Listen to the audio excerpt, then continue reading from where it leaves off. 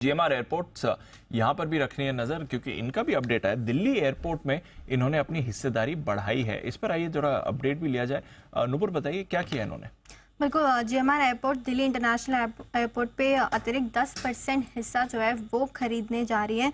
Germany के Frankfurt से करीबन 1060 करोड़ में 10% हिस्सा खरीदती हुई दिखेगी। 2012 से ये कंपनी अपनी हिस्सेदारी बेचने की कोशिश कर रही है और फाइनली अब जाके ये ट्रांजैक्शन होते हुए दिखेगा।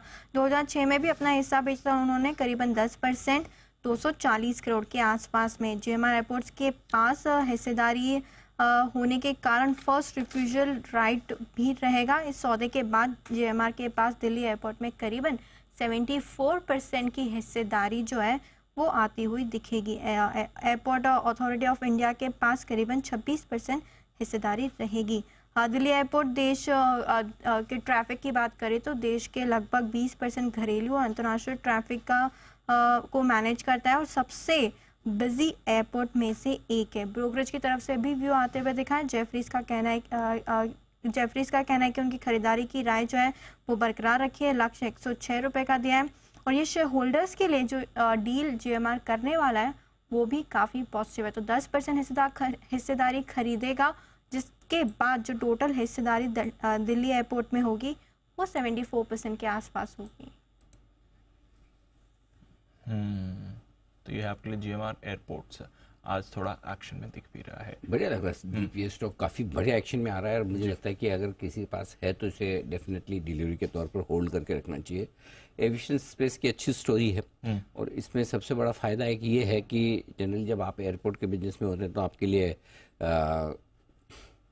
हवाई किराए कम ज़्यादा होने, कच्चे तेल के दाम, एटीएफ के दाम इनके केस में ऊपर नीचे होने के, इनके सबके रिस्क नहीं है।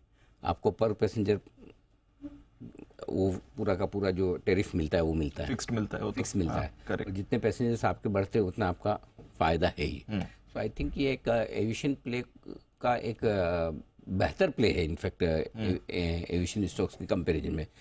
नो डाउट एविएशन स्टॉक्स हमेशा आपको रिटर्न थोड़े ज़्यादा देंगे, लेकिन ये सेफ्टी और रिटर्न दोनों को मिलाकर अगर रखे, जिसको कहते हैं रिस्क रिवॉर्ड रिटर्न, रिस्क कितनी है रिटर्न कितना आ रहा है, तो वो एयरपोर्ट में के केस में फेवर बढ़ता है। मुझे लगता है इवेंचुअली धीरे धीरे ये स्टॉक आपको पहले 120, 130 और उसके बाद 150 तक इवेंचुअली साल 1.5-2 साल में जाता हुआ दिखेगा। तो यहाँ से भी 50-60% की तेज़ी आराम से बन सकती है, लेकिन हाँ धीमे धीमे ये स्टॉक बहुत स्लो मूविंग, आराम से, इसको कोई जल्दी नहीं है भागने की, शांति से चलने वाला स्टॉक है। Got it. एक बार जरा चोपड़ा साहब भी हमारे साथ कार्यक्रम में हो चुके हैं शामिल। चोपड़ा साहब से भी एविएशन और एयरपोर्ट से जुड़े हुए स्टॉक्स पर राय ली जाए। चोपड़ा साहब फरमाएं सर। शामिल तो मैं पहले हो गया था अनिल जी। ओह अच्छा, मैं सुन नहीं पाया, शायद मैं थोड़ा सा एक राउंड मार के आया था बाहर।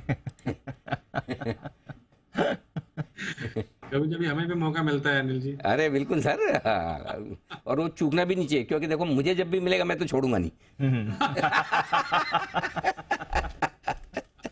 जी सर। देखिए, मैं अभी दिल्ली से कलकत्ता गया था तो मैंने T1 देखा, जो भी नया टर्मिनल अभी जीएमआर ने लॉन्च किया है और नो डाउट बेहतरीन है। जितने भी इंटरनेशनल ट्रैवल मैंने किया है एट पार विद और even better than international airports है, क्योंकि बहुत सारे इंटरनेशनल एयरपोर्ट्स खराब हो गए हैं, पुराने हो गए हैं, इंफ्रास्ट्रक्चर पुराना हो गया, मगर जिस तरीके से जीएमआर डेवलप कर रहा है एयरपोर्ट्स और जो इंफ्रास्ट्रक्चर डेवलप कर रहा है वो मुझे लगता है आने वाले 10 से 15 सालों के लिए है। एक और चीज़ ये है कि हमारे देश में जो फीस लेता है एयरपोर्ट, चाहे वो पार्किंग के लिए, एयरक्राफ्ट पार्किंग के लिए हो या यूज़र डेवलपमेंट फ़ी हो, यूडीएफ बहुत अच्छा खासा हाई है और जरा सा इसके अंदर फेरबदल करने से 15, 20, 25 रुपये बढ़ाने से ही, जो पता भी नहीं लगता किसी पैसेंजर को, एक बहुत अच्छा रेवेन्यू आ जाता है एयरपोर्ट जीएमआर जैसी कंपनीज के लिए और अदानी जैसी कंपनीज के लिए, क्योंकि अदानी भी कई सारे एयरपोर्ट्स मैनेज करता है। तो मुझे लगता है कि जो एविएशन सेक्टर है ऑन द होल, कहीं पे भी जाइए फ्लाइट्स फुल रहती हैं और मुझे तो कितना ही ट्रैवल मैंने किया हो, मुझे ऐसा कुछ दिक्कत नहीं दिखाई देती किसी भी एयरपोर्ट पे। निरंतर ट्रैफिक बढ़ता ही जा रहा है। रादर अगर आप अर्ली मॉर्निंग फ्लाइट्स लेते हैं तो बहुत ही ज़्यादा, इवन चेक इन में 1-1 डेढ़-डेढ़ घंटा लग जाता है, तो इतनी लंबी कतारें होती हैं। तो ये बात तो इस बात का द्योतक है ही कि भारत में जिस तरह से अर्थव्यवस्था का विस्तार हो रहा है, जिस तरह से लोग अब एयर ट्रैवल को लग्जरी नहीं समझते जो कुछ साल पहले समझा जाता था, और एक नेसेसिटी बन चुकी है।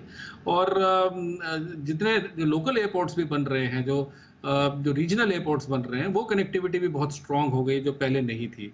तो एयरलाइन सेक्टर, दूसरा एयरपोर्ट्स जो मैनेजमेंट करने वाली कंपनीज हैं, इन दोनों के लिए ही निरंतर बिजनेस रहेगा। और अभी तक तो दूर दूर तक भारत में कोई मंदी का आसार दिखाई देता नहीं है। जो यूएस में लोग डर रहे हैं कि मंदी हो जाएगी, ये हो जाएगा, वो हो जाएगा, जितना भी मैं ट्रैवल करता हूँ मुझे तो अच्छा लगता है, क्योंकि एयरपोर्ट्स के इंफ्रास्ट्रक्चर में बहुत इंप्रूवमेंट हो रहा है और अब हम इंटरनेशनल स्टैंडर्ड्स के हैं। पहले लोगों को शिकायतें होती थी, जो लोग विदेश से आते थे, कि भारत का जो एयरपोर्ट इंफ्रास्ट्रक्चर वो अच्छा नहीं है, मगर अब बहुत अच्छा डेवलप हो रहा है और ये आने वाले साथ में टूरिज्म सेक्टर को भी सपोर्ट करेगा। ये सब एलाइड सेक्टर्स हैं, चाहे वो टूरिज्म हो, एयरपोर्ट्स हो, एयरलाइंस हो, इवन जो आने वाले जो रिलेटेड टैक्सी सर्विसेज हैं, या जो भी पूरा पैराफर्नेलिया है, एंसिलरी सेक्टर्स हैं टूरिज्म और ट्रैवल से रिलेटेड। तो एक और स्टॉक में इसमें बोलना चाहूँगा, भारत सरकारी कंपनी है TFCI, तो टूरिज्म फाइनेंस कॉर्पोरेशन, ये मुझे बहुत अच्छी लगती है अनिल जी, और चार्ट्स में भी और फंडामेंटली भी बहुत स्ट्रॉन्ग कंपनी है।